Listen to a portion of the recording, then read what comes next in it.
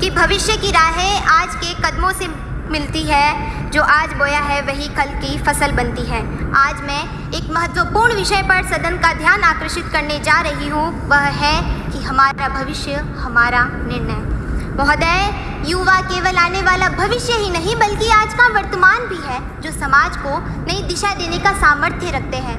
कहा गया है कि यदि किसी राष्ट्र का भविष्य देखना हो तो उसके युवाओं को देखिए, उनका उत्साह, उनकी ऊर्जा और उनका दृष्टिकोण आने वाले समय की तस्वीर बनाता है। मारवाड़ी में कहावत है कि वह हुरा तो करे पूरा, कि जब युवा शूरवीर हो तो सभी अपेक्षाएं पूरी कर लेता है।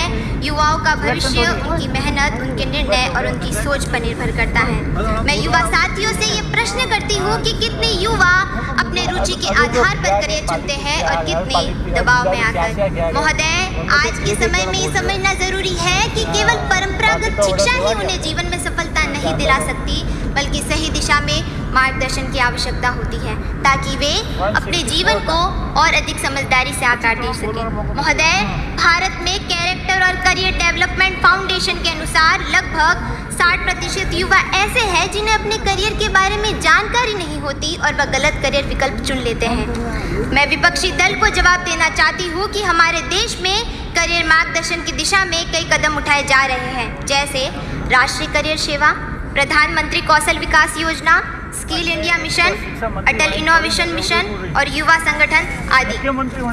मायन भाषा में कहावत है कि मौकारा वायोड़ा मोती नीपजे, यानी सही समय पर किसान जब बीज बो लेता है तो मोतियों जैसी महंगी उपज प्राप्त होती है। महोदय, करियर के सपने तभी पूरे होते हैं जब शरीर और मन दोनों स्वस्थ हो। आज के समय में युवाओं में मानसिक स्वास्थ्य संबंधी समस्याएं जैसे चिंता, अवसाद, आत्मसंदेह, आत्मसम्मान की कमी आदि चीजें बहुत आम हो गई हैं। माननीय सदस्य, आपका समय समाप्त हो रहा है, जल्दी कंक्लूड करें। जी महोदय।